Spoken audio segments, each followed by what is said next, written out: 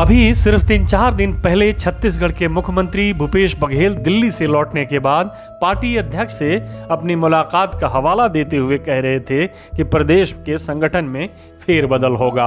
उनके बयान में किसी लाग लपट की कोई गुंजाइश नहीं थी। उन्होंने सीधे तौर पर कहा था कि संगठन में इस बार रायपुर अधिवेशन के प्रस्तावों के मुताबिक बदलाव होंगे, यानी संगठन के सभी पदों पर 50% आरक्षण लागू किया जाएगा। अब बघेल के बदलाव वाले बयान को कांग्रेस की छत्तीसगढ़ प्रभारी कुमारी सैलजा ने शगुफा बताते हुए बदल दिया है। सोमवार को कांग्रेस द्वारा आयोजित राज्य भवन मार्च में शामिल होने के लिए रायपुर पहुंचने के बाद कुमारी सैलजा ने मीडिया से बातचीत करते हुए कहा कि प्रदेश में सत्ता और संगठन के बीच बेहतर तालमेल बना हुआ है। ऐसे में किसी परिवर्तन की कोई आवश्यकता नहीं है। राज्य में इस तरह के सियासी शगुफे उड़ते रहते हैं, जिस पर बहुत ध्यान देने की आवश्यकता नहीं है। दरअसल मुख्यमंत्री भूपेश बघेल के बदलाव के बयान के बाद ये चर्चा शुरू हो गई थी कि चूंकि प्रदेश कांग्रेस अध्यक्ष मोहन मरकाम का कार्यकाल पूरा हो चुका है, इसलिए उन्हें बदला जाएगा। उसके बाद ये अटकलें लगाई जाने लगी कि मरकाम की जगह कौन लेगा। ये कहा जाने लगा कि सरगुजा के किसी मंत्री को प्रदेश अध्यक्ष का पदभार दिया जाएगा। सरगुजा से 2 मंत्री हैं, एक टीएस सिंहदेव और दूसरे अमरजीत भगत। जाहिर है भूपेश बघेल चुनावी वर्ष में इतनी बड़ी गलती नहीं करेंगे कि सिंहदेव को पीसीसी का अध्यक्ष बनवा दें। ऐसे में सिर्फ एक नाम बाकी रह जाता था और वो था अमरजीत भगत का। सो उनके नाम पर अटकलों का बाजार सजने लगा। लेकिन अब सवाल ये उठता है कि आखिर 2 दिन में क्या बदल गया कि मुख्यमंत्री का बयान शगुफा बन गया।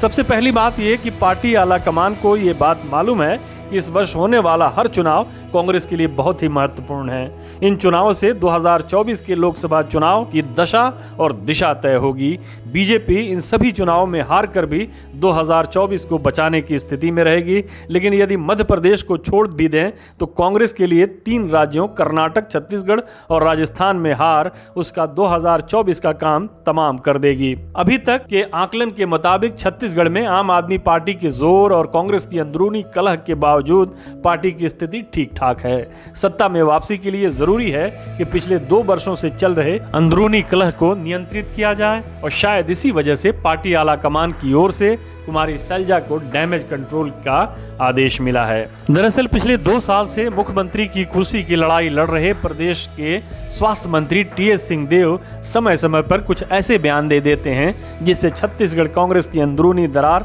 उभर कर सतह पर आ जाती है।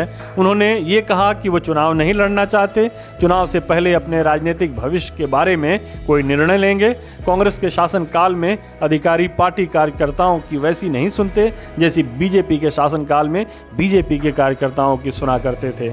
लेकिन उन्होंने प्रत्यक्ष रूप से कभी भी पार्टी को निशाना नहीं बनाया था। लेकिन बदलाव के सवाल पर उन्होंने बघेल पर सीधा निशाना साधा है। एक तरह से उन्होंने खुलकर मोहन मरकाम का समर्थन किया था और इस समर्थन की वजह ये भी थी कि अमरजीत भगत का शुमार बघेल खेमे के वफादार नेताओं में होता है। सिंहदेव यदि विधानसभा चुनाव तक कांग्रेस में रहते हैं तो उन्हें इस बात का डर रहेगा कि कुर्सी की लड़ाई में बघेल से मात खाने के बाद अब ऐसा न हो कि उनके समर्थकों के टिकट भी कट जाएं। लेकिन केंद्रीय नेतृत्व सिंहदेव को और अधिक नाराज नहीं करना चाहेगी। उसी तरह मोहन मरकाम ने सिंहदेव और बघेल की कुर्सी की लड़ाई में तटस्थ रहने का फैसला किया था। लेकिन ये बात बघेल को ठीक नहीं लगी। बघेल की उनसे नाराजगी गाहे बगाहे जाहिर होती रहती है। लेकिन इस बार मोहन मरकाम ने भी बघेल से 2-2 हाथ कर लेने का मन बना लिया है। यूं ही प्रदेश की कांग्रेस सरकार पर भ्रष्टाचार के आरोप हैं। ईडी यहां आए दिन छापेमारी कर रही है। बघेल के कई नजदीकी विधायकों के ठिकानों पर छापे पड़ रहे हैं। बघेल के नजदीकी अफसरों पर गाज गिर चुकी है। अब ऐसे में यदि कोई कांग्रेसी नेता, और वो भी कोई छोटा मोटा नेता नहीं बल्कि प्रदेश अध्यक्ष, अपनी ही सरकार पर भ्रष्टाचार के आरोप लगाने लगे तो इसे क्या कहा जाएगा। जाहिर है इसे 2-2 हाथ कर लेने की तैयारी के तौर पर ही देखा जाएगा। दरअसल मरकाम ने सोमवार को कृषि मंत्री रविंद्र चौबे को घेरते हुए ग्रामीण यांत्रिकी सेवा के अवसर पर डीएमएफ फंड के पैसे पर गड़बड़ी करने का आरोप लगाया है। इस मामले में मोहन मरकाम ने मंत्री रविंद्र चौबे से विधानसभा समिति से जांच की मांग की है। अंधे को क्या चाहिए? 2 आंखें। बीजेपी ने इस मामले को विधानसभा और विधानसभा से बाहर उछालना शुरू कर दिया है। इसके आगे की मंजिल क्या हो सकती है ये कांग्रेस नेतृत्व को मालूम है। वैसे ही बीजेपी ने कांग्रेस के तैयार किए गए नेताओं के लिए अपना दरवाजा न केवल खुला छोड़ रखा है बल्कि उनके लिए लाल कालीन और फूलों की पंखुड़ियों के साथ साथ अपनी पलकें भी बिछा रखी हैं। मरकाम आदिवासी नेता हैं, आदिवासी वैसे ही कांग्रेस से नाराज हैं। अब अगर मरकाम का मामला आगे बढ़ गया तो बात बहुत आगे तक जा सकती है। इसलिए बघेल ने जो आग लगाई थी उस पर शैलजा को यह कहकर पानी डालना पड़ा कि प्रदेश में सत्ता और संगठन के बीच बेहतर तालमेल बना हुआ है। ऐसे में किसी परिवर्तन की कोई आवश्यकता नहीं है। हमारे साथ जुड़ने के लिए आपका शुक्रिया। हमारा वीडियो पसंद आए तो इसे लाइक करें, हमारे चैनल को सब्सक्राइब करें और कमेंट बॉक्स में जाकर अपनी राय जरूर दें।